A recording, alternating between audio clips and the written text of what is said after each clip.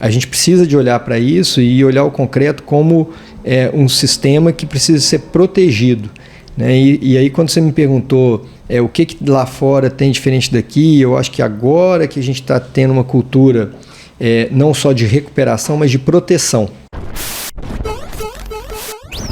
Salve, salve, manutencistas! Tudo bem com vocês? Sejam muito bem-vindos ao Manutencast, o primeiro e mais completo podcast de manutenção predial e patologia das construções civis. E como você sabe, toda semana tem um convidado especial aqui pra gente poder falar de um assunto relacionado a esse nosso universo, e hoje não é diferente. Priscila, qual que é o tema de hoje? Eu sei que você gosta muito e eu já vou dar um spoiler que o cara tem formação internacional, velho. Então, vai ser um assunto de peso com uma pessoa de peso. Com quem que a gente vai falar e qual que é o tema de hoje? Nosso tema hoje é tratamento de infiltrações e durabilidade das estruturas de concreto. Nós estamos aqui com o Gustavo Maia, da Gemaia. Pasmem, ele é arquiteto, vamos falar de estrutura de concreto com o arquiteto, gente. Ele é especialista em estrutura de concreto e impermeabilização e está há 22 anos no mercado. Seja bem-vindo, conte-nos como que o arquiteto veio para concreto. Essa é a primeira pergunta. Porque eu quero saber, uai. Como que o arquiteto... E apresente a Gemaia, porque é um prazer ter mineiros falando aqui no nosso Manutencast, né? Gente, obrigado pelo convite, né? Para mim é um prazer estar aqui, podendo falar um pouquinho de concreto, 22 anos aí trabalhando nessa área, mexendo com isso. Já nos primeiros anos de faculdade comecei a mexer com impermeabilização, trabalhar com impermeabilização, e aí uma coisa foi puxando a outra. Impermeabilização puxou recuperação estrutural puxou a parte de injeções de resina. E aí eu fui me especializar na Alemanha, fiz um curso na Alemanha, que é um curso técnico na Alemanha, prático e técnico, um curso muito bacana lá, e de lá já voltei... Concreteiro. Voltei de lá. Exatamente, de cabeça dentro do assunto, né? Assim, era uma época que ainda tinha... muito pouca empresa de recuperação, poucos especialistas. As estruturas no Brasil ainda são muito novas, né? Apesar da gente ter muito serviço de recuperação já, mas as estruturas são muito novas comparadas com as estruturas europeias, né? Então, era um assunto novo ainda, um assunto que ainda não tinha muita presença nas faculdades de engenharia, muito menos na de arquitetura, né?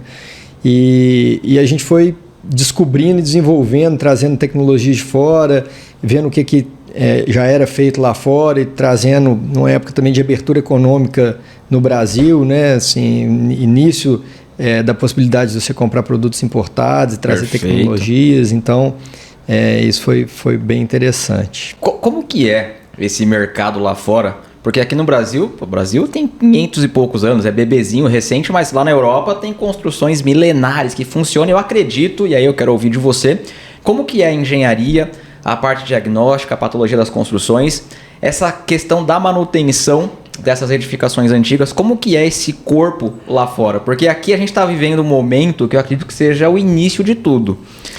Você tem 20 e poucos anos de mercado, mas... Cara, isso poucos, é muito... não, é 20 e muitos, isso, né? Mas isso é recente, 20 anos, isso é recente comparado com 1000 e poucos.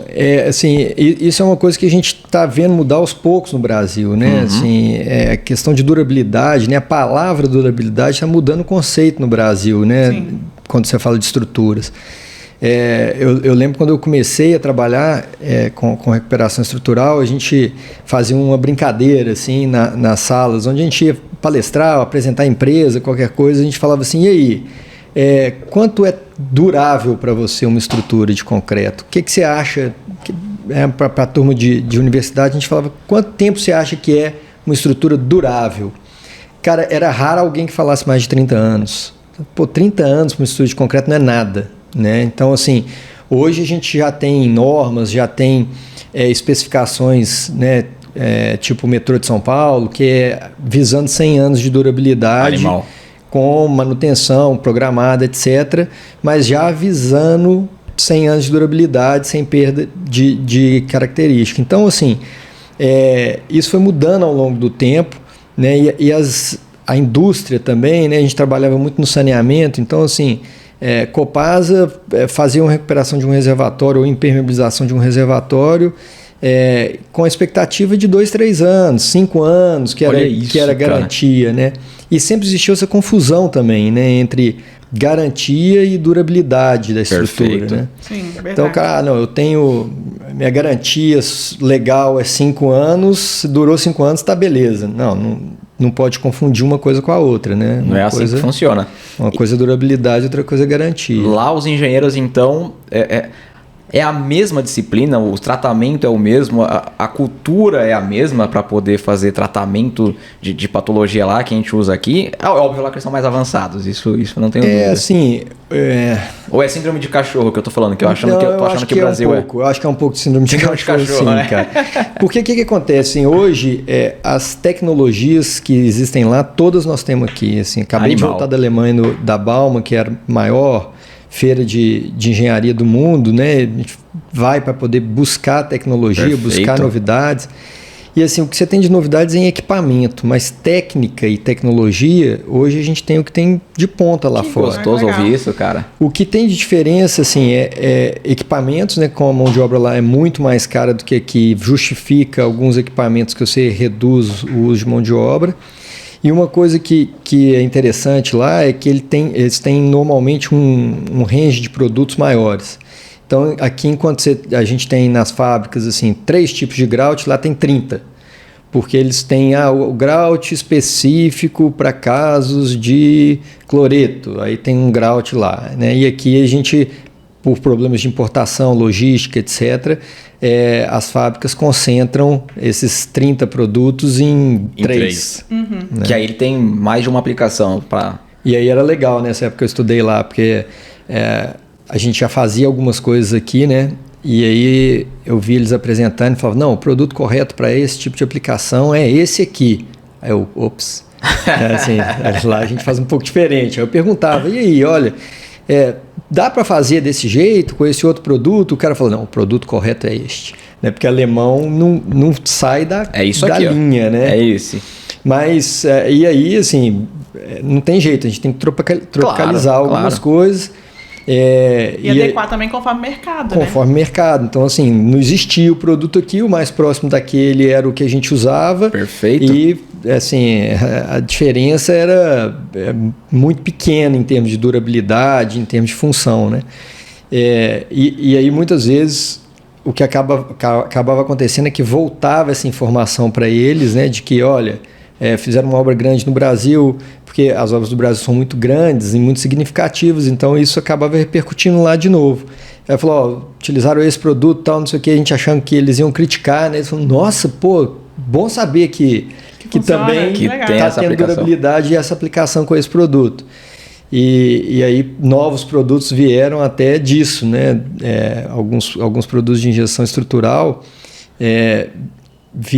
o uso deles em algumas situações começaram a ser difundidas lá fora em função do que a gente já tinha feito aqui no Brasil. Ah, que legal. Show de bola, hein? Olha aí, o Brasil servindo de exemplo, cara. Que legal. Estamos... O Gustavo, ele tá em 2 áreas que elas se complementam. Não sei se você sabe de concreto. Quando a gente fala eu não sei nada de concreto, cara. Não, minha praia é equipamento, eu não sei nada. Quando a gente fala de estrutura de concreto, um dos grandes vilões aí de durabilidade é a água. É a água que faz reações químicas no concreto, que pode conduzir cloreto, que pode mudar o pH do concreto, enfim, ela é responsável. E ele tem um produto, eles fazem aí um tipo de produto que são as injeções, né? Não sei se você sabe o que é, eu queria que ele explicasse. Mas antes eu quero fazer uma pergunta. Antes eu quero entender o seguinte: toda e qualquer infiltração tem solução? Ou existe aquela que fala, essa é impossível, não tem como, é quebrar e fazer tudo de novo? Existe. Depende do que você quer pagar, eu acho. Sem entrar no mérito financeiro, na questão técnica. Toda e qualquer infiltração que existe numa construção dá para tratar? A gente costuma falar, né, assim, que o céu é o limite, né, nessa parte de engenharia, né, cara? Tudo que se a gente colocou o homem lá na Lua, não vai ser uma infiltração que a gente vai parar, né? Então a gente já fez muita coisa diferente. Pressões altíssimas dentro das hidrelétricas, né, assim, 60, 90 metros de coluna d'água, vazamentos com fluxos de água grandes, né, volumes de água grande. Então a gente já fez muita coisa. E é engraçado que quando a gente filma e faz os cases e tal, esses casos chamam muita atenção, né? E aí a gente costuma falar que esses casos são os mais fáceis, porque quando você tem um volume muito grande, quando você para o vazamento, quando você injeta uma resina lá e para o fluxo de água, você enxerga o resultado na hora.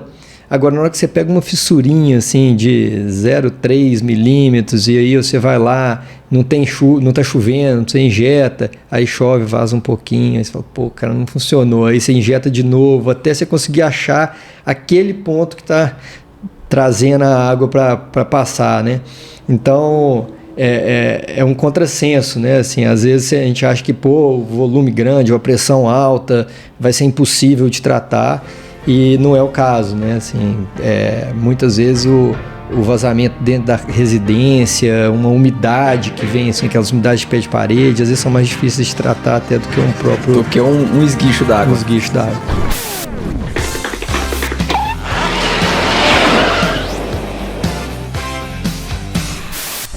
Eu não sei se vocês já viram, tem uns produtos no mercado que eu vejo no Facebook.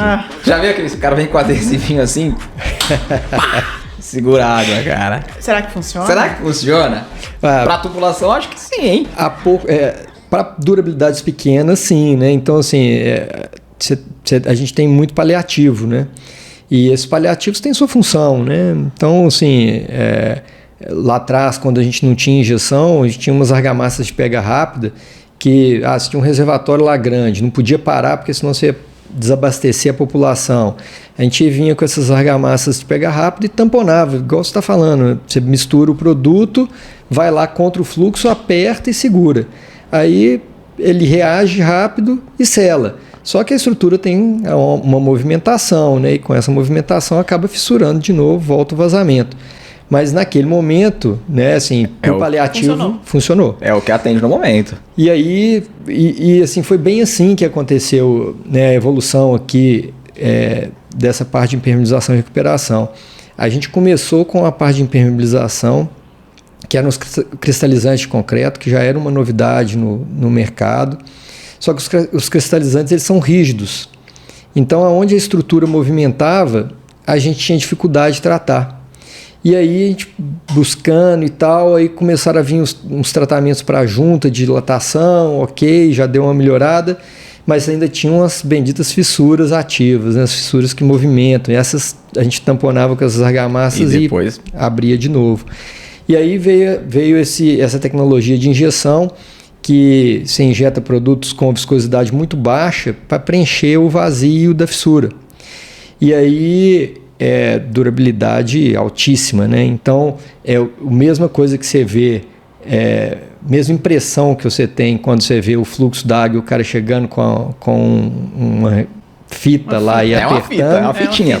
A injeção é mais tecnológico, mas o efeito é o mesmo, né? E de dentro para fora. É de dentro para fora. Você vê o fluxo de água saindo e você começa a injetar o produto, ele reage muito rápido lá dentro da estrutura. E aí sela o fluxo de água imediatamente, assim. Então é um negócio bacana de ver também. Eu vou complementar aquilo que a pessoa falou, vou pedir para você explicar o que é injeção química. Por quê? As pessoas que ouvem o podcast normalmente são gestores prediais, é o contratante. E isso para ele é uma informação que para engenharia é simples, a pessoa sabe. Então explica como é que qual que é o processo para poder fazer uma injeção química. Eu vou quebrar, vai ter algo que vai ser... catastrófico. Vou só complementar a pergunta que eu acho que seria legal. Ele explicar o que é a cristalização, que muita gente hoje vende no mercado, e o que é a injeção. E quando eu posso aplicar essas duas e, assim, um método, né? Acho que como que é feito? Porque tem muita gente que tem trauma disso aí. De quebradeira, né? Fica com medo, falando, não vou fazer isso não, porque uma vez o meu vizinho fez a impermeabilização, o cara quebrou o jardim inteiro, gastou uma fortuna, eu não vou fazer isso aí. Então, explica como é que é. Isso é uma coisa legal, né? Assim, a gente falar sobre a quebradeira, né? Eu vou deixar para a segunda parte da resposta. Cristalização é um processo químico de catalisadores que entram para dentro da estrutura da massa do concreto e combinam os materiais livres que estão lá dentro do concreto. Que os materiais são esses, né? Quando você vê um vazamento durante muito tempo, já viu aquela estalactite que forma? Aqueles materiais são materiais livres dentro do concreto. Cálcio livre, então ele vai formando, tirando esse material de dentro do concreto e formando aquela estalactite. Então, o vazio que ele formou lá dentro só aumenta o vazamento ao longo do tempo. Esses cristalizadores, eles combinam esses materiais livres dentro do concreto, formando cristais não solúveis. Então, esses cristais ocupam o vazio e evitam a permeabilidade do concreto, né? Então, além de dar uma impermeabilidade para o concreto, ele ainda aumenta a vida útil do concreto, porque ele evita a entrada dos agentes agressivos, que a água é um dos maiores, né, vilões. Você suplementa aquele trecho de concreto. Então ele estava ficando ali sem vitaminas, aí você chega e toma uma... exato. É porque o concreto... Toma uma teca Durabolin, filhão. Agora ele, por natureza, ele é poroso, ele tem vários poros, né? Então, exatamente por esses poros é que tem a passagem de água. Ele não é impermeável. Ele pode ser permeável dependendo da quantidade de poros e da junção desses poros. Esse material é legal porque quando o concreto está lá começando a ganhar resistência, tem compostos químicos da pasta de cimento que não são hidratados e ficam lá dentro perdidos, assim. Ninguém me hidratou, a água não me hidratou. Tô aqui perdidão. Aí o cristalizante entra, hidrata aquele grão. E não sei se você já viu a hidratação do cimento. Quando o cimento ele hidrata, ele forma microagulhamentos, ele forma várias agulhas. E é exatamente a reentrância dessas agulhas que faz com que o material fique selado. Por isso que concreto é sensacional. É bacana, vivo, né? E é vivo. E aí, assim, seria perfeito, né, esse sistema se não houvessem pontos flexíveis, porque é um sistema que ele transforma o concreto em um concreto impermeável, mas como o concreto ele é rígido. Perfeito. Então, onde você tem uma fissura, que são previstas até, né, fissuras de abertura pequena, são inclusive previstas na norma. Então, é muito complicado a gente falar assim, o concreto deveria ser impermeável por si só, porque nem no cálculo ele já é previsto para ser impermeável, né? Então, além daquilo que a Priscila falou, de que ele já tem uma porosidade em função da água de amassamento, em função da forma de reação dele, você ainda tem esses pontos de fissura, esses pontos de movimentação. E aí é onde a gente começou a entrar com esse sistema de injeção, que consiste em furar a estrutura de concreto, furos pequenos, né, 14 milímetros de diâmetro, de forma que você encontre esse vazio na metade da espessura do concreto. Então, você tem uma laje lá de 12 centímetros, você vai furar afastado da fissura uns 6 centímetros, inclinada a 45 graus, você vai chegar na metade da espessura da peça de concreto. E vai injetar esse produto, que ele tem uma viscosidade muito baixa, e aí a gente tem diversos tipos de produto, flexível, rígido, aí cada um para uma função, né? E ele vai preencher esse vazio. Então, se a gente quer uma função de impermeabilização, a gente injeta um produto flexível, que é o suficiente porque ele vai trabalhar ali a movimentação do concreto e vai selar o fluxo. Se a gente quer colar a estrutura de novo em função de uma necessidade estrutural, você injeta um produto rígido, né, os epóxis.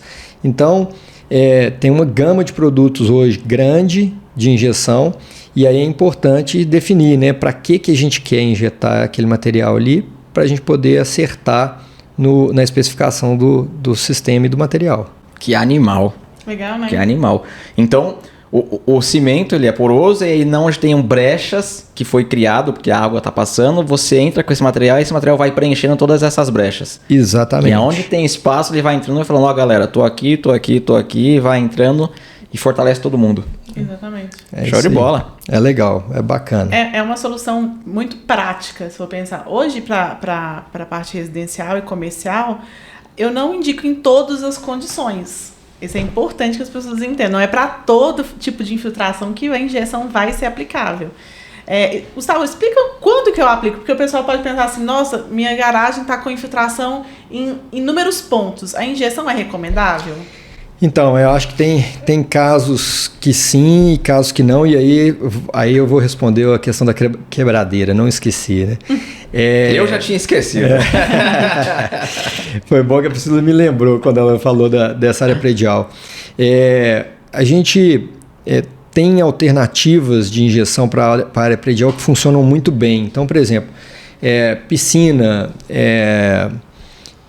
onde a impermeabilização executada na época da construção foi uma impermeabilização rígida e aderida. Aí, onde tem fissura, você vai injetar, está resolvido o problema. Assim, você não vai ter mais infiltração pela parte do concreto em si, porque tem a impermeabilização original lá que está aderida, e pela parte do concreto, ou às vezes bocal de piscina, tubos, etc., a gente trata com esse sistema e estaria resolvido.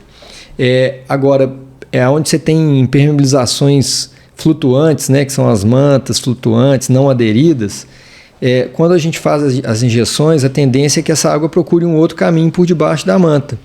E aí, às vezes você tem um vazamento do prédio, faz a injeção, você passa, em vez de ter você passa a ter 3, né? E aí a água vai procurando e aí você vai tendo que complementar o sistema até selar todos os pontos de saída. O que pode ser um caminho também, e aí depende muito do que você vai ter que quebrar por cima, né? Perfeito. A gente já participou de obras em predial, onde você tinha 80 centímetros de terra por cima em 1.000 metros quadrados. Assim, o cara fez viga invertida, fez uma estrutura de jardim em cima da laje inteira. Então era como se fosse, se olhando de cima, era como se fosse terreno natural, só que aquilo era uma laje cheia de terra. Então você imagina tirar isso tudo e refazer a impermeabilização de forma completa. Praticamente inviabilizável. Então a gente fez tudo com esse sistema de cristalização por baixo e nas fissuras e nos pontos onde a gente tinha tubulação, vazamento, injetou. E aí resolveu. Mas é mais traumático porque você tem uma área muito grande para tratar, um número de fissuras muito grande.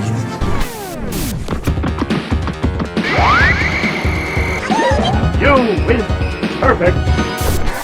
Sabe uma coisa bacana? Porque a gente fica falando muito dessa parte técnica e às vezes, né, a pessoa não consegue enxergar, né, num podcast exatamente o que nós estamos falando. No site da GEMAIA tem uns vídeos, no YouTube, na verdade, da GEMAIA, tem vários vídeos de cases de obra que explicam o que é, como que é feito e tal, e aí mostra esse sistema de injeção, como se fosse uma história em quadrinhos, assim, animada, né, uma animação. E é bem legal, porque aí fica muito fácil de entender, né? Tem fotos da obra, vídeo da obra sendo executada, e aí essa parte da animação explica o que está acontecendo lá dentro do concreto. Então, é uma dica de colocar depois lá no... Porque isso ia ser muito legal mesmo, mostrar como que é o processo por dentro, o que acontece quando você injeta. Isso é bem legal, meu. Pra pessoa enxergar o que a gente tá falando. Aí quando ele tava falando, eu já imaginei, nossa, uma animação 3D disso aqui ia ficar muito louco, cara.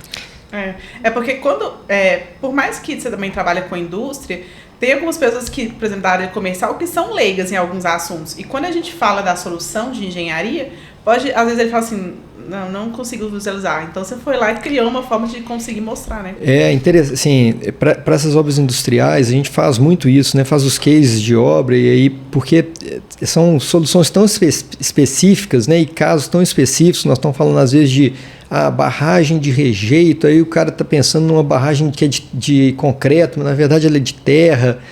Então, assim, quando você coloca isso em imagem, facilita tanto, né? Porque você não tem que explicar todos os detalhes, né, de como foi construído para depois falar o que você executou, né? O cara já está vendo ali, fica fácil. A gente fez umas obras interessantes de recuperação de galeria de água pluvial no meio da cidade, né? E isso era um desafio que a gente tinha, porque atrapalhava muito o trânsito, né? Que a gente pegou Vila Cabamundo ali, da Praça JK, descendo o Uruguai, depois Nossa Senhora do Carmo, Professor Moraes, Afonso Pena, até chegar no Parque Municipal. Coração de Belo Horizonte. Coração de Belo Horizonte. E assim, parava trânsito e tal, para poder entrar dentro da galeria, você tem que ter ponto de entrada, ponto de saída, ventilação, etc.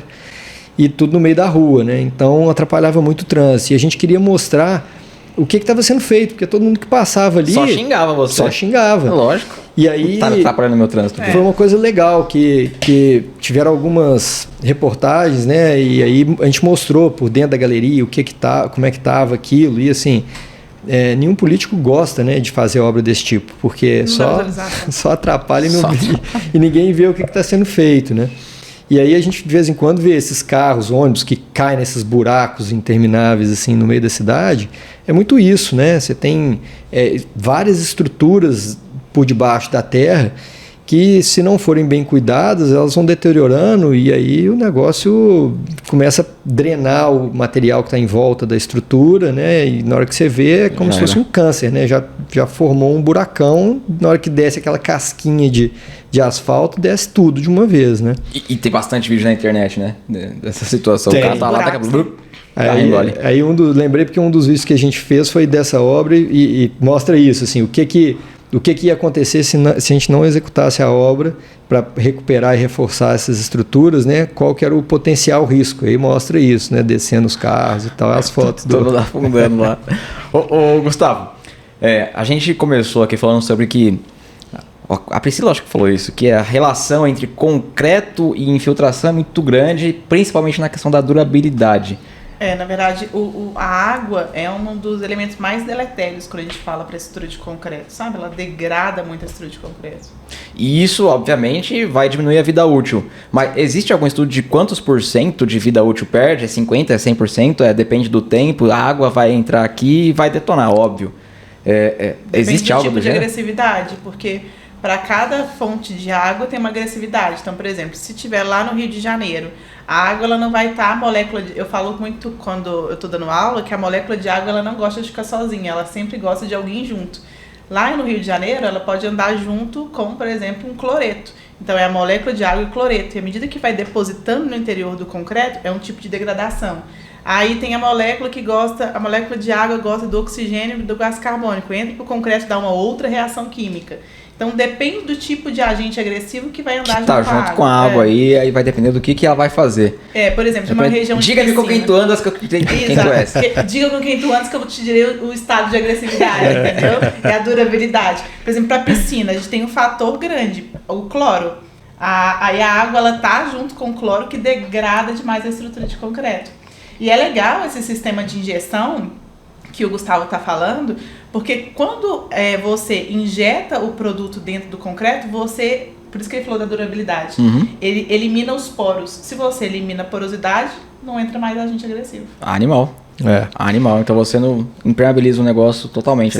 Você não só impermeabiliza, você protege a estrutura. Não tem por onde a água passar ali. Não. E tem a parte industrial, né, que são de líquidos agressivos, né? Você tem ácidos, bases fortíssimas e tal, e aí você tem todo um sistema de proteção que você tem que usar no concreto para poder proteger o concreto desse nível de agressividade, né? E aí, né, a água, gás carbônico também é muito deletério para o concreto, né, para o concreto armado, e aí quando junta os dois, pior ainda, né? Então, assim, nas grandes cidades, né, a gente tem visto um processo de deterioração muito rápido. E aí, quando a gente fala de infraestrutura, que são projetos que têm que durar aí 100, 120 anos, 200 anos, né? Assim, na Europa, você tem, né, pontes de muitos anos a mais do que isso que nós estamos falando, né? 2.000 anos, 3.000 anos. Então, assim, a gente precisa de olhar para isso e olhar o concreto como um sistema que precisa ser protegido, né? E aí, quando você me perguntou o que lá fora tem diferente daqui, eu acho que agora que a gente está tendo uma cultura não só de recuperação, mas de proteção. Perfeito. Então, já quando eu comecei a trabalhar, a gente já tinha recuperação, porque é muito claro, né? Você vê lá a ferragem exposta e tal, e aí você vai lá e tem que recuperar aquilo, e tratar, e tampar aquilo e tal. A proteção não é tão clara assim, né? Você ter consciência que você precisa proteger e que isso vai elevar a vida útil do concreto e vai evitar de você ter que ficar reparando a cada minuto, né? A cada ano, você ter que ficar fazendo os reparos. E isso é uma coisa nova, né? E os produtos estão vindo com muita tecnologia agora, né? Então, assim, produtos que deixam passar vapor d'água, mas não deixam passar o gás carbônico. Então, isso é bacana, sabe? Assim, e aí você começa a ficar mais específico para aumentar a durabilidade e ter o mínimo de impacto visual também, né? Então, assim, você não tem que ter uma tinta para você poder fazer uma proteção, né? Então, você tem vernizes transparentes, foscos, simplesmente você não vê o que está lá, né? Muita coisa anti-pichação, né? Para esse tipo de estrutura de infraestrutura. que hoje é o que tem de mais moderno, né, para a gente poder utilizar e aumentar a durabilidade. Tem produtos, então, para poder fazer manutenção preventiva desses componentes aí, desses sistemas, do concreto. Exatamente. Então, assim, hoje você tem... hoje a gente custa convencer na construção, né, que é o principal, né? Assim, o cara vai construir, pô, já constrói e já protege. Para que você vai esperar dar problema? Mas quando a gente vai recuperar... É muito importante a gente recuperar a estrutura como um todo. Se recuperar um ponto só da estrutura, você fica com um diferencial de potencial ali, forma uma pilha galvânica e tal. Não acho que não vale a pena entrar nesse mérito, mas o que a gente tem que colocar na cabeça é que a gente está recuperando uma estrutura, um organismo inteiro. Não adianta você chegar ali e tratar localmente, né? A mesma coisa do nosso corpo, né? Assim, você tem um corte, entrou uma bactéria, não adianta você chegar ali, costurar e ir embora. Tem o antibiótico que você tem que dar, tratar aquilo ali para você sarar o organismo como um todo, né? Então, hoje é o que a gente luta mais dentro da indústria e dentro da infraestrutura, é de não tratar assim, pé de pilar, assim, tratar o pilar inteiro, né? Então, esse aqui é o que tem de mais avançado hoje, assim, em termos de... o problema da vela do carro, que você tem 4 velas, você troca só uma e deixa as outras 3 velhas. Tá trocando, tem que trocar as 4, pô, arruma de tudo. E uma coisa que o Gustavo falou que é importante que as pessoas entendam, é que a partir do momento que você pensa em manutenção e você pensa em durabilidade, você está pensando em sustentabilidade também. Porque hoje a construção civil é uma das tanto a construção civil da parte de execução quanto a parte de manutenção é a indústria que mais gera resíduo para o mundo, assim, sabe? Que mais gera CO2, é a que mais libera materiais que são danosos à estrutura como um todo, à vida humana como um todo. Então, na hora que você pensa em durabilidade, você protege a estrutura, você consegue ter ali uma vida útil maior, uma maior conservação e, por consequência, maior sustentabilidade. Animal. Vamos fazer agora o ping-pong.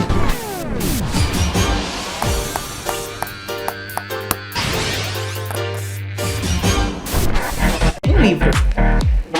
O Monge Executivo. É bom esse livro? Bem legal. Eu comecei a ler, mas eu não terminei. Bem legal, vale a pena pegar de novo. É do cara que vai pro mosteiro, né? Ele se desliga. Não terminei também. Eu também comecei, mas não terminei, porque ele se desliga de tudo, né? Ele vai ter umas lições, pô. Legal. Bem legal, vale a pena. Uma música. What a Wonderful World.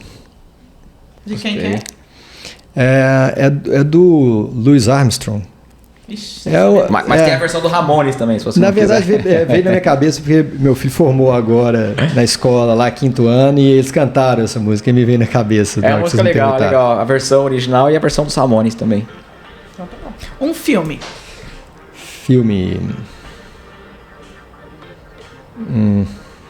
Uma série. É uma série, pode ser uma série. Suits. Eu gosto muito. Bem inteligente, assim. Tem os advogados lá, né? Acho bem legal. Muito legal. Inteligente, as falas são inteligentes, tal, os diálogos são legais. Eu nunca assisti. Uma pessoa que te inspira? Meu avô. Que legal, meu.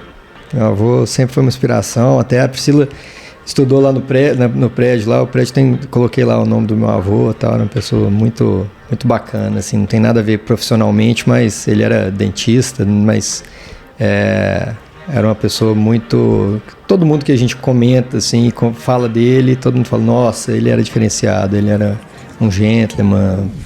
É uma inspiração. É uma inspiração. Uma pessoa pra você ter como espelho. Sim. Que legal. Que show de bola, show de bola. Anotencista, chegamos ao final. Espero que você tenha gostado, entendido o que é a injeção, como que é a proteção, o que você faz. Se tiver dúvidas, tem aqui embaixo o Instagram do Gustavo. Entre em contato com ele, tira dúvida, presta consultoria, conversa, enfim, fique à vontade. No mais, forte abraço. Até a próxima e... Fui. Obrigado. Uai!